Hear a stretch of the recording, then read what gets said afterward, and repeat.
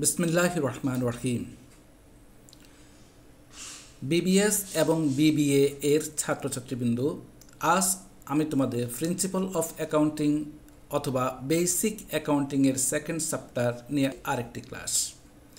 আজকে আমি খুব গুরুত্বপূর্ণ যে বিষয়গুলো আমাদেরকে জানতেই হবে। কমার্সের স্টুডেন্টরা যদি এই অ্যাসেটস যদি না জানে তাহলে সে তার কোনো চ্যাপ্টারের অঙ্কে সে খুব ভালোভাবে বুঝতে পারবে না। তবে আজকে আমি তোমাদেরকে শেখাতে চেষ্টা করব এই অ্যাসেটস সংক্রান্ত অ্যাসেটস রিলেটেড যত রকম জার্নাল হতে পারে, ট্রানজ্যাকশন হতে পারে, আমি খুব সহজে তোমাদেরকে শেখাতে চেষ্টা করব ইনশাল্লাহ। তোমরা একটু মনোযোগ সহকারে ক্লাসটি বুঝতে চেষ্টা করো এবং এই আমার সাথে থেকে প্র্যাকটিস করতে চেষ্টা করো। আমরা আসবো আজকে যে বিষয়টা শিখবো সেটা হচ্ছে ফিক্সড অ্যাসেট। ফিক্সড অ্যাসেট কি? আগে আমরা আসি অ্যাসেটস কি সেটা আমরা একটু বুঝতে চেষ্টা করি। অ্যাসেটস হচ্ছে ব্যবসায়ের প্রয়োজনে কোনো অর্থ ব্যয় করে ব্যবসায় যদি কোনো বস্তু বা কোনো কিছু আসছে এবং সেই জিনিসটা যদি কারবারি জগতে 1 বছর বা তার চেয়ে বেশি সময় ধরে স্থায়ী থাকে তাহলে সেটাকে অ্যাসেটস বা সম্পত্তি বলা হয়। এখন প্রশ্ন হচ্ছে এই অ্যাসেটস 1 বছর স্থায়ী থাকতে হবে এমন কোনো কথা নয়। যদি কোনো কিছু আমরা ক্রয় করে থাকি বছরের লাস্ট মোমেন্টে নভেম্বর ডিসেম্বরেও ক্রয় করে থাকি এবং যদি 31শে ডিসেম্বর তারিখে বছর শেষ হয়ে যায় ওই সময় ব্যবসায় যাহা থাকবে সেটাই মূলত অ্যাসেটস। যেমন furniture fixed assets, land fixed assets. কিন্তু স্টেশনারিতে অ্যাসেটস হয় কখন হয়? আমরা সারা বছরের জন্য 10,000 টাকার স্টেশনারি ক্রয় করেছি এবং এই 10,000 টাকা থেকে সারা বছরে আমাদের 8,000 টাকার স্টেশনারি ব্যবহার হয়ে গেছে। কিন্তু এখন বছরের শেষ আমাদের কাছে আরও 2,000 টাকা জমা আছে। এই যাহা বছরের শেষে জমা থাকবে সেটাকে আনইউজড স্টেশনারি হিসাবে ব্যালেন্স শিটের অ্যাসেটস হিসাবে বসাতে হয়। তাহলে শুধু চোখে দেখা যাবে স্থায়ী হবে সেটাই অ্যাসেটস নয়। ব্যবসায় কোনো কিছু যদি 1 বছরের বেশি থাকে সেটাই কিন্তু অ্যাসেটস হয়। এখন আসি আমরা এই অ্যাসেটসের মধ্যেও কিন্তু কিছু ক্লাসিফিকেশন আছে। সেই ক্লাসিফিকেশনগুলো যেমন কারেন্ট অ্যাসেটস এখন আমার কাছে আছে, কিছুক্ষণ পর আমার কাছে নাও থাকতে পারে। যদি এমন হয় তাহলে সেগুলোকে কারেন্ট অ্যাসেটস বলা হয়। এই বিষয়গুলো আমরা চ্যাপ্টার ভিত্তিক বিস্তারিত আলোচনা করব। উদাহরণস্বরূপ ক্যাশ ইন হ্যান্ড এই মুহূর্তে আমার কাছে আছে, কিছুক্ষণ পর নাও থাকতে পারে। Cash at bank, account receivable, goodwill, bills receivable, এগুলো কিন্তু আমাদের এই মুহূর্তে আছে, সেটা কিছুক্ষণ পর নাও থাকতে পারে। কিন্তু সেগুলো কি? সেগুলো হচ্ছে অ্যাসেটস। আজকের আমাদের আলোচ্য বিষয় ফিক্সড অ্যাসেটস। তাহলে ফিক্সড অ্যাসেটসটা কি? ফিক্সড অ্যাসেটস আমি বোঝার স্বার্থে খুব সহজে বোঝাতে চেষ্টা করছি। ফিক্সড অ্যাসেটস হলো আমরা অর্থের বিনিময়ে এমন কিছু বস্তু জিনিস কিনেছি যে জিনিসগুলো আমাদের ব্যবসায় দীর্ঘদিন থাকবে, 1 বছর থাকবে, কিন্তু পর্যায়ক্রমে সেগুলো দীর্ঘদিন থাকার সম্ভাবনা রয়েছে এবং থাকবে, সেগুলোকে সাধারণত ফিক্সড অ্যাসেট বলা হয়। তো উদাহরণস্বরূপ আমরা বলতে পারি যেমন ফার্নিচার। আমরা ব্যবসার জন্য চেয়ার টেবিল যে ফার্নিচারগুলো ক্রয় করি সেগুলো সাধারণত 1 বছরের চেয়ে অনেক বেশি থাকে, সেগুলোকে ফিক্সড অ্যাসেট বলা হয়। ল্যান্ড একটা বিল্ডিং, যেমন ল্যান্ড একটা জমি, এই জমিটা দীর্ঘদিন থাকে সুতরাং সেটা ফিক্সড অ্যাসেট। বিল্ডিং একটা বিল্ডিং কেনার পরে অনেক দিন থাকতে পারে বা থাকে, সেটাকেও কিন্তু ফিক্সড অ্যাসেট বলা হয়। তাহলে ফিক্সড অ্যাসেটটা কিন্তু আমরা ইতিমধ্যে বুঝে ফেললাম।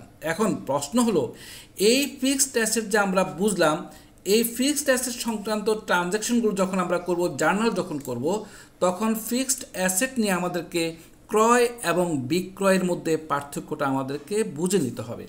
তাহলে ফিক্সড অ্যাসেট পারচেজ করলে কি হয়? আমরা জানি, আমরা বিগত ক্লাসগুলোতে করে আসছি, ফিক্সড অ্যাসেট হলো অর্থের বিনিময়ে যদি কোনো সম্পত্তি ক্রয় করে থাকি সেটা অ্যাসেটস আমরা জানি। কিন্তু যেই কোনো সম্পত্তি যখন ক্রয় করব তখন সেই সম্পত্তির নাম ডেবিট হয়, এটা আমরা শিখে আসছি। আর যদি নগদে ক্রয় করে থাকি তাহলে ক্যাশ অ্যাকাউন্ট ক্রেডিট হয়।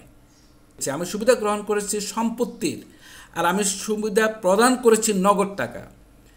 ফার্নিচার পারচেস, ফার্নিচার আমার ব্যবসায় আগমন হয়েছে, আমি সুবিধা গ্রহণ করেছি ফার্নিচার নিয়ে, কিন্তু আমার ক্যাশ থেকে নগদ টাকা চলে গেছে, আমি সুবিধা প্রদান করেছি ক্যাশ অ্যাকাউন্ট নিয়ে। তাহলে একটা উদাহরণের মাধ্যমে আমরা একটু বুঝতে চেষ্টা করি। ল্যান্ড পারচেস অন ক্যাশ টাকা 20,000, আমরা ক্রয় এবং বিক্রয়ের মধ্যে যে অ্যাডজাস্ট করতে হয় জার্নালের মাধ্যমে, সেটাকে আমরা একটু দেখতে চেষ্টা করি। ল্যান্ড পারচেজ অন ক্যাশ টাকা 20,000, তাহলে আমার কাছে কি আসলো? আমি সুবিধা গ্রহণ করেছি কি? ল্যান্ড। তাহলে ল্যান্ড যদি যেটা সুবিধা গ্রহণ করা হয় সেটা ডেবিট হয়, ল্যান্ড অ্যাকাউন্ট ডেবিট 20,000, আর ক্যাশ টাকা চলে গেছে এই জন্য ক্যাশ অ্যাকাউন্ট ক্রেডিট 20,000। তাহলে ডেবিট এবং ক্রেডিট আমার 20,000 এবং জার্নালের বৈশিষ্ট্য ডেবিট এবং ক্রেডিট সব সমান হতে হয়। আমার প্রশ্ন হলো, এখন যদি এই ল্যান্ড থেকে আমি কিছু অংশ বিক্রি করে থাকি তাহলে কি হয়? ফিক্সড অ্যাসেট সেলস জার্নাল কি হতে পারে? যেমন ল্যান্ড সেলস অন ক্যাশ টাকা 10,000, আমি একটি ল্যান্ড কিনেছি 20,000 দিয়ে, কিন্তু ওই ল্যান্ডটির কিছু অংশ আমি বিক্রি করেছি 10,000। তাহলে যখন আমি ল্যান্ড কিনেছি তখন ল্যান্ড হয়েছিল কি? ডেবিট, আর যখন বিক্রি করব তখন সেটা হয়ে যাবে ক্রেডিট। তাহলে ক্যাশ ছিল তখন ক্রেডিট, এখন হয়ে যাবে সেটা ডেবিট। কেন? আমার থেকে ক্যাশ টাকা কি হলো? আমি যখন বিক্রি করেছি ক্যাশ টাকার আগমন হয়েছে, আমি একটা ল্যান্ড বিক্রি করেছি, আমার এবার সুবিধা গ্রহণ করেছি আমি ক্যাশ, তাহলে ক্যাশ অ্যাকাউন্ট ডেবিট। আর কি বিক্রি করেছি? ল্যান্ড বিক্রি করেছি, এবার ল্যান্ডের পরিমাণ কমে যাবে, ওখানে ছিল ডেবিট, এখন হলো ক্রেডিট, তাহলে এখন ল্যান্ড অ্যাকাউন্ট ক্রেডিট 10,000। এখন এই ক্রয় এবং বিক্রয়ের মধ্যে আমার অবস্থানটা কি হলো সেটা আমি একটু বুঝতে চেষ্টা করি। আমি যখন ল্যান্ড ক্রয় করেছি, পারচেস করেছি 20,000, আর সেলস করেছি আমি 10,000, আমার অ্যাকচুয়াল ল্যান্ড আছে কত টাকার?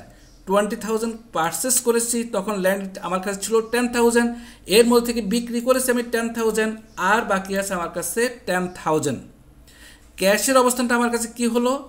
ক্যাশ যখন আমি সেলস করেছি তখন আমার কাছে আসলো 10,000, আর যখন আমি পারচেস করেছি তখন আমার থেকে গেল 20,000। তাহলে কি হলো? এর মধ্যে আমার মাইনাস ফিগার হলো 10,000। এখন প্রশ্ন হলো, আমার সম্পত্তির আগমন হয়েছে 10,000, ক্যাশ আমার থেকে চলে গেছে 10,000, তাহলে সম্পত্তির অবস্থানটা কি হলো? আমার কাছে নীল, আর কোনো সম্পত্তি আমার কাছে নাই, অর্থাৎ আমার সম্পত্তি ডেবিট এবং ক্রেডিট সমান হয়ে গেল। এখন অ্যাকচুয়াল ঘটনাটা কী ঘটলো সেটা আমরা একটু দেখি। আমার ল্যান্ড ব্যবসায় আগমন, অ্যাসেটস, আমার অ্যাসেটসের সাইডটা কী হলো? ল্যান্ড আসলো 10,000, আর ক্যাশ মাইনাস, দুদিকে ব্র্যাকেট থাকলে সেটা মাইনাস আমরা জানি, ক্যাশ চলে গেল আমার থেকে 10,000। তাহলে আমার অ্যাকচুয়াল ব্যবসায় কী হলো?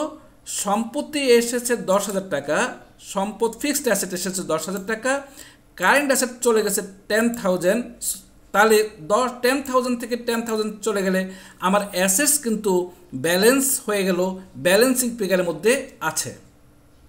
অর্থাৎ আমি মোট সম্পত্তি কিনেছি 20,000, আর ক্যাশ যখন আমি দিয়েছি 20,000, আর যখন আমার কাছে বিক্রি করার পর কিছু অ্যাডজাস্ট হয়ে গেছে, আমার ল্যান্ড কমে গেছে 10,000 আর আছে 10,000, ক্যাশ যখন আমার থেকে চলে গেছে 20,000, এখন আসছে আমার কাছে আরও 10,000, তাহলে টোটাল আমার সম্পত্তির পরিমাণ বৃদ্ধি পেল এখন বর্তমানে 10,000, আর ক্যাশ টাকা চলে গেল 10,000। সুপ্রিয় শিক্ষার্থীগণ, আমরা এখন বেশ কিছু fixed assets purchase and sales related journal করব, এবং এই জার্নালগুলো তোমরা প্র্যাকটিস করলে যেই কোনো সমস্যার, অর্থাৎ fixed assets purchase or sales related সকল প্রবলেমগুলো সলিউশন করতে পারবে ইনশাল্লাহ। তার মধ্যে আমি সংক্ষেপে তোমাদেরকে দু একটি কথা বলি। যেমন, যে কোনো সম্পত্তি যখন তুমি ক্রয় করবে অবশ্যই ওই সম্পত্তি ডেবিট হবে। এই রুলসটা অবশ্যই মনে রাখবে। যে কোনো সম্পত্তি যখন পারচেস করবে ওই অ্যাসেটস সবসময় ডেবিট হবে। যদি কোনো সম্পত্তি বিক্রি করা হয় তাহলে পারচেসের সময় ডেবিট হয়েছে, বিক্রি করলে ক্রেডিট হবে। নগদ টাকায় কোনো সম্পত্তি ক্রয় হলে ক্যাশ অ্যাকাউন্ট, অর্থাৎ সম্পত্তি ক্রয় হলে সম্পত্তি ডেবিট, ক্যাশ অ্যাকাউন্ট ক্রেডিট হবে। আর বিক্রয় হলে যেহেতু নগদ টাকার আগমন হবে, ক্যাশ অ্যাকাউন্ট ডেবিট হবে আর ওই অ্যাসেটস অ্যাকাউন্ট ক্রেডিট হবে। যখন কোনো সম্পত্তি ক্রয় করা হয় তখন দেখা গেছে ওখানে installation expense, development expense, carrying expense, বিভিন্ন এক্সপেন্সগুলো হয়। ওই এক্সপেন্সগুলো আমরা পৃথকভাবেও লিখতে পারবো, আবার সম্পত্তির সাথে একসাথে অ্যাড করেও দিতে পারবো। এখন আসি আমরা প্র্যাকটিক্যাল জার্নালগুলো করতে থাকি। যেমন নাম্বার 1, পারচেজ অফ ফার্নিচার টাকা 2000, আসবাবপত্র ক্রয় করা হলো 2000 টাকা। এখন আমার কাছে কি আসছে, আমি বলেছিলাম যেই কোনো সম্পত্তি পারচেজ করলে ওই অ্যাসেটস অ্যাকাউন্ট ডেবিট হয়, তাহলে ফার্নিচার পারচেজ করেছি, ফার্নিচার অ্যাকাউন্ট ডেবিট, ক্যাশ বাকি কোনো কিছু উল্লেখ নাই, যদি কিছু উল্লেখ না থাকে ক্যাশ অ্যাকাউন্ট ক্রেডিট হয়, ক্যাশ অ্যাকাউন্ট ক্রেডিট, টাকা 2000, ডেবিট 2000, ক্রেডিটও 2000 হবে। নাম্বার 2, সেল অফ ফার্নিচার টাকা 3000, আমি বলেছিলাম কোনো সম্পত্তি বিক্রয় করলে ওই সম্পত্তি কমে যায়, নগদ টাকার আগমন হলে ক্যাশ অ্যাকাউন্ট বেড়ে যায়, তাহলে সম্পত্তি বিক্রি করলে সম্পত্তি ক্রেডিট হয়, তাহলে ক্যাশ আসছে, ক্যাশ অ্যাকাউন্ট ডেবিট, ফার্নিচার কমে গেছে, ফার্নিচার অ্যাকাউন্ট ক্রেডিট, টাকা ডেবিট 3000, ক্রেডিটও 3000। Purchase of table, chair and file cabinet or racks or for organisation টাকা 3000, আমরা আমাদের ব্যবসায়ের জন্য একটা টেবিল ক্রয় করেছি, চেয়ার ক্রয় করেছি, একটা র্যাক ক্রয় করেছি, কিসের জন্য, প্রতিষ্ঠানের জন্য। তো এতভাবে আমরা পৃথকভাবে table account debit, cash account credit, chair account debit, cash account credit, এইভাবে না লিখে আমরা সবগুলো যেহেতু একই টাইপের, আমরা লিখতে পারি ফার্নিচার, তাহলে ফার্নিচার অ্যাকাউন্ট ডেবিট, আমাদের থেকে ক্যাশ চলে গেছে, ক্যাশ অ্যাকাউন্ট ক্রেডিট। যদি পৃথক পৃথক ভ্যালু থাকে সবগুলোকে যোগ করে আমরা ডেবিট এবং ক্রেডিট বসিয়ে দেব। Number 4, purchase of machinery by cheque টাকা 5000, আমরা একটা মেশিনারি ক্রয় করেছি চেকের মাধ্যমে, তাহলে যখন ক্যাশে ক্রয় করব ক্যাশ অ্যাকাউন্ট সবসময় ক্রেডিট হয়, আর যেহেতু আমাদের টাকাটা ব্যাংক থেকে গিয়েছে, মেশিনারি আসছে, মেশিনারি সবসময় ডেবিট হয়, পারচেজ করলে মেশিনারি অ্যাকাউন্ট ডেবিট, আর টাকাটা ব্যাংক থেকে চলে গেছে, ব্যাংকের টাকা কমে গেছে, এই জন্য ব্যাংক অ্যাকাউন্ট ক্রেডিট, টাকা 5000 ডেবিট, টাকা 5000 credit. Number 5, purchase of computer for office টাকা 25000, অফিসের ব্যবহারের জন্য একটি কম্পিউটার ক্রয় করা হয়েছে। তো অফিসের ব্যবহারের জন্য যদি কোনো কম্পিউটার ক্রয় করা হয়, কম্পিউটারটা মূলত কিন্তু আমরা মেশিনারি হিসাবে লিখতে পারবো, আর যদি আমরা কম্পিউটার হিসাবটা পৃথকভাবে করতে চাই তখন আমরা পৃথকভাবে অ্যাসেটস হিসাবে, ফিক্সড অ্যাসেটস হিসাবে কম্পিউটার অ্যাকাউন্ট ডেবিট, ক্যাশ টাকা গিয়েছে, cash account credit, debit 25000, credit 25000। Next number 6, purchase of furniture from Chattala furnitures টাকা 3000, আমরা চট্টলা ফার্নিচার থেকে একটি আসবাবপত্র ক্রয় করেছি, সেটা হচ্ছে 3000, তাহলে যেহেতু ফার্নিচার ক্রয় করেছি অ্যাসেটস আগমন হয়ে চাচ্ছে, ফার্নিচার অ্যাকাউন্ট ডেবিট, আর নগদের কথা উল্লেখ নাই, কিন্তু কোনো একটা নাম দেওয়া আছে, যার থেকে কিনেছি তার নাম দেওয়া আছে, যদি নাম থাকে তাহলে সবসময় বাকি হিসাবে ওই নাম লিখতে হবে, তাহলে চট্টলা ফার্নিচার অ্যাকাউন্ট ক্রেডিট, টাকা কত 3000 ডেবিট এবং 3000 ক্রেডিট হবে। এখন আসি আমরা আরও কিছু জানার করি। নাম্বার 7, খুব ভালো করে বুঝতে চেষ্টা করি, আশা করি আমরা পারবো ইনশাল্লাহ।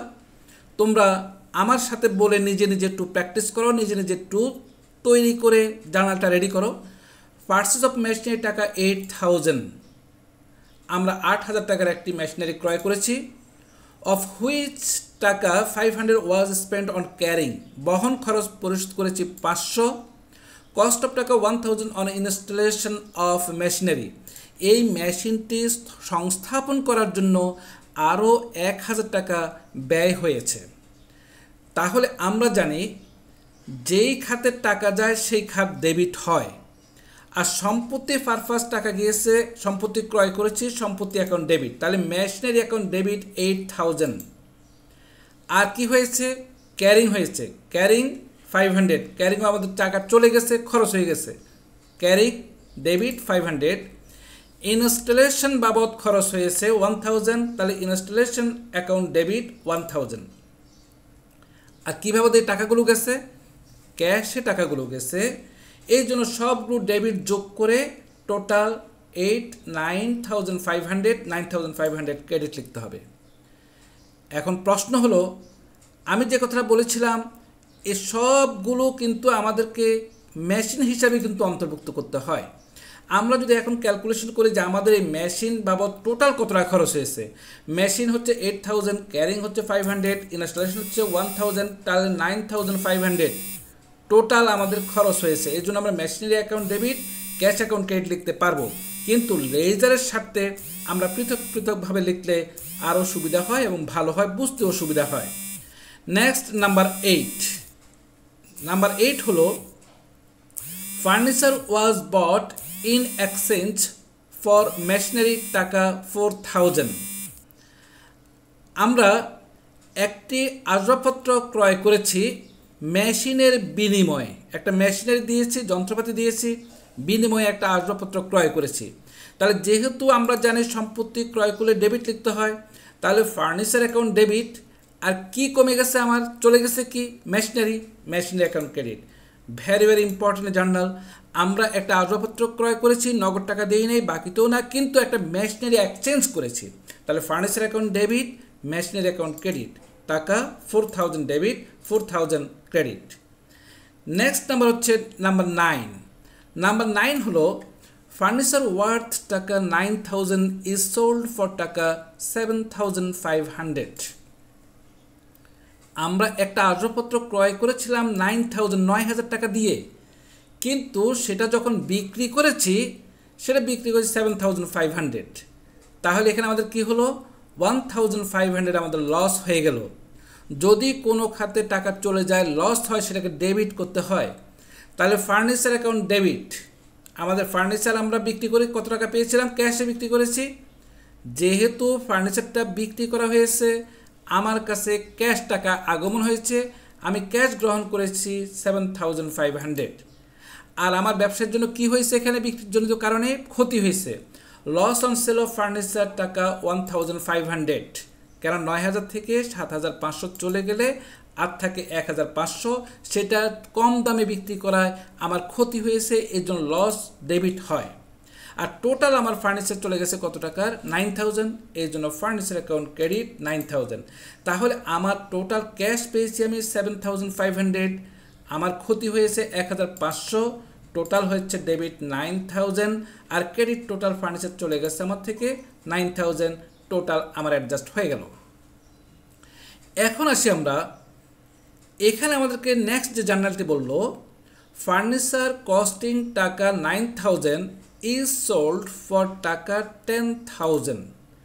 আমরা একটা আসবাবপত্র কি করেছিলাম, বিক্রয় করেছিলাম, সেটা অ্যাকচুয়াল মূল্য ছিল 9000, কিন্তু বিক্রি করেছি 10000। তাহলে অটোমেটিক আমরা বুঝতে পারছি যে আমাদের 9000 টাকার ফার্নিচার 10000 টাকা বিক্রি করায় প্রফিট হয়েছে। তাহলে এই কথা বোঝার কোনো অবকাশ নেই, যখন লস হয়, ক্ষতি হয়, তখন সেটা ব্যবসার ডেবিট হিসাবে বসাতে হয়। তাহলে প্রফিট হলে কি হবে, অটোমেটিক্যালি প্রফিটটা ক্রেডিট হবে। তাহলে আমার কাছে নগদ টাকা আসছে, কি নগদ টাকা আসলো, ক্যাশ অ্যাকাউন্ট ডেবিট, আমি নগদ কত টাকা বিক্রি করেছি, 10000, এই 10000 আমার ডেবিট হয়েছে।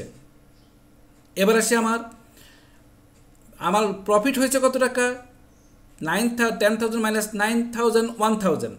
তাহলে profit on sale of furniture, লাভ হয়েছে এবং লাভটা ক্রেডিট দেখাতে হয়, এই জন্য profit on sale of furniture 1000। আর আমার ফার্নিচার কমেছে কত টাকার, 9000, ফার্নিচার 9000 থাকবে, furniture account credit 9000, profit on sale of furniture 1000, total 10000, আর আমার ক্যাশ হিসাব হচ্ছে 10000। এবার আসি আমরা সর্বশেষ আরেকটি জার্নাল করব। সেই জার্নালটি হচ্ছে পারচেজ অফ ল্যান্ড টাকা 6000 অ্যান্ড ডেভেলপমেন্ট এক্সপেন্ডিচার টাকা 1000। আমি একটি ভূমি ক্রয় করেছি 6000 টাকা দিয়ে, এবং আমার এটাকে ডেভেলপমেন্ট করতে আরও খরচ হয়েছে 1000। তাহলে আমার যখন ল্যান্ড ক্রয় করেছি টাকা 6000 টাকা চলে গেছে, ডেভেলপমেন্ট করেছি সেখানে টাকা চলে গেছে আরও 1000। তাহলে ল্যান্ড অ্যাকাউন্ট ডেবিট, খরচ হলেই ডেবিট, তাহলে ডেভেলপমেন্ট এক্সপেন্স ডেবিট, টোটাল হচ্ছে 7000, আর ক্যাশ পারপাস আমার টাকা চলে গেছে টোটাল 7000, তাই আমরা ক্রেডিট লিখব 7000। ছাত্রছাত্রী বন্ধুগণ, যদি তোমাদের ভালো লাগে অবশ্যই তোমরা সাবস্ক্রাইব, কমেন্টস এবং লাইক করবে আর তোমাদের বন্ধুদের সাথে শেয়ার করতে চেষ্টা করবে। আল্লাহ হাফেজ।